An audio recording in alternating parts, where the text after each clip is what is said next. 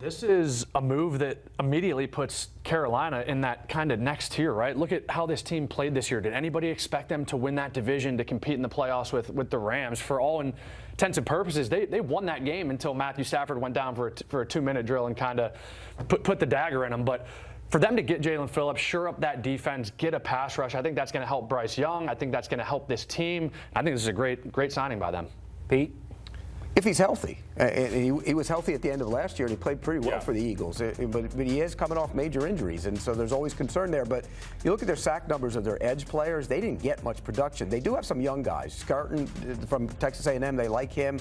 But they paid money for DJ Wanham, and it didn't work out for him. So now you go get a guy that can help that pass rush. I don't think they're done on the defensive side of the ball. You hear they're going to be active at the linebacker position as well. So it'll be interesting to see who they go after there. Is it a guy like Devin Lloyd? Do you go get a Leo Chenal, somebody like that? Because they got to upgrade at that position as well. I love that they have invested. I mean, Morgan and Brant Tillis, as Jonathan Jones pointed out, they've done a great job over the course of the last few years. And I think if I'm a Carolina fan, I'm like, stop talking about us, okay? We're coming along at our own speed. And to your point, they're competitive, and they were competitive in the playoffs. And I think that offense will keep getting better and keep maturing. And the defense, they'll just keep adding football players. And then next thing you know, nobody wants to play the Carolina Panthers. Yeah, credit to Dave Canales, credit to the front office of the Carolina Panthers, because you talk about the Eagles try to retain him, and he chose to go to Carolina. That's going to involve some money, bring him there for sure, but also he's going to a really good defense, a decent defense at least, right?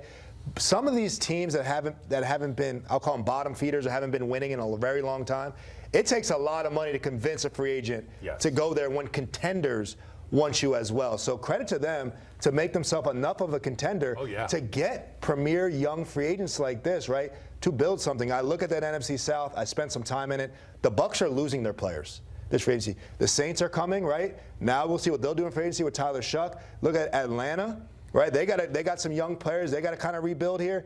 And now the Carolina's saying, hey, this division might be wide open in the future. The NFC South used to be a great division and might grow to that again pretty soon, and Carolina might be a part of it. But the biggest difference is the Bucs have the quarterback. The other guys have major questions at the quarterback position, all of them. You can talk about Bryce Young all you want, still a major question. Tyler Shuck, question, and so are with the Falcons, what they have. Guys, things are coming in fast and furious. JJ, what more can you tell us about an Indy wideout? So the Indianapolis Colts just broke the bank for Alec Pierce. They kept Alec Pierce. But what does that mean when you keep Alec Pierce and you have Daniel Jones making nearly $40 million on the transition tag? Somebody has to go, right? Michael Pittman Jr. has been traded to the Pittsburgh Steelers. So the Steelers, who have been in search of another wide receiver for, I feel like we've been talking about this for some time, right? Ever since the DK Metcalf trade last year. Now they go after and get Michael Pittman Jr., who wound up being expendable for the Indianapolis Colts. So they're going to get the 28, 29-year-old wide receiver. He's coming off a season, just 784 receiving yards for the Colts. The Colts and Chris Ballard made a decision. They said, do we want to keep Michael Pittman Jr. and lose Alec Pierce to free agency? Do we want to get up to that $28 million per year? They did with Alec Pierce, so they deal Michael Pittman Jr. And when we come back from break, Tommy, I hope that I can promise you that we will have the draft pick compensation for this trade to Pittsburgh. Major deal for the Steelers. No, we appreciate the info. Get more when you can, because we are up against a break. Let's take a look at Pete Prisco's top 10 free agent list from the 100. Pete, Tyler Linderbaum, clear number one for you. How much time do you spend on that slot? Yeah, he's the clear number one because of age and position and how important that guy is to the quarterback. So, yeah, he's number one. That's been updated because George Pickens got tagged. He was originally second or third with Alec Pierce 3-4.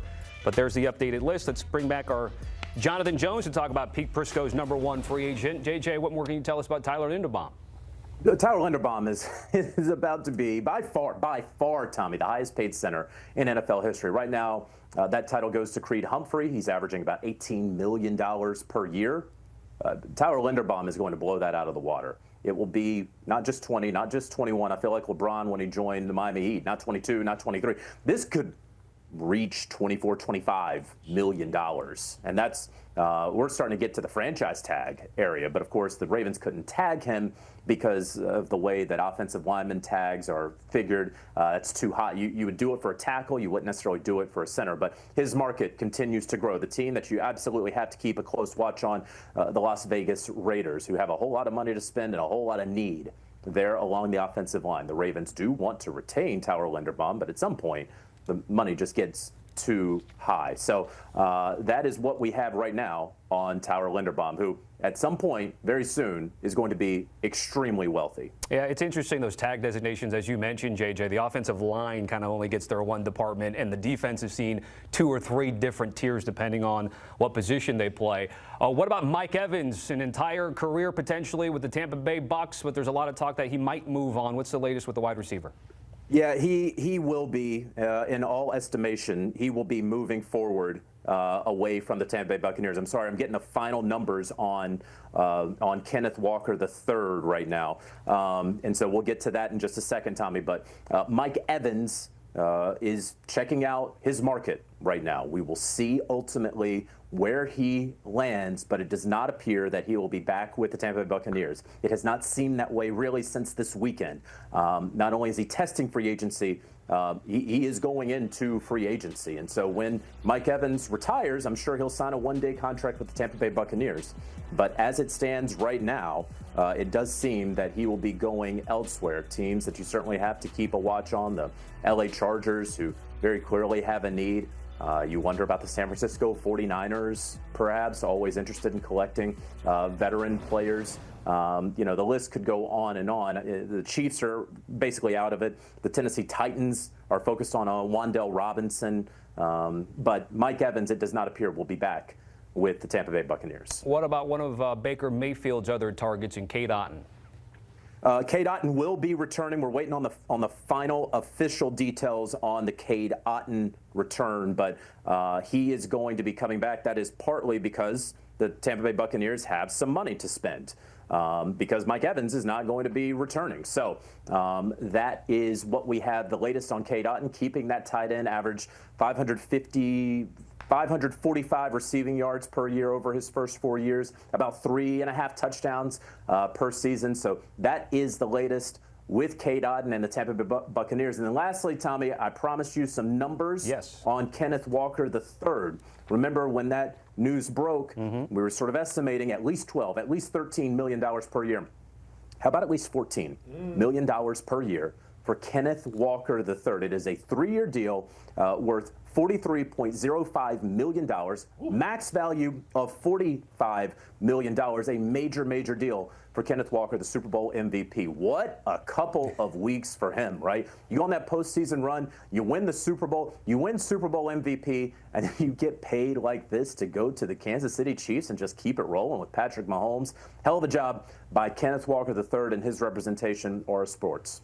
Great stuff as always, JJ. Stand by and we'll come back to you with any new information or details. Busy day, of course, here on a Monday. Back here with the fellas. We're going to get to the Bucs conversation in just a bit, but again, we have the numbers finalized here for Ken Walker III. It only furthers each position that was on this table.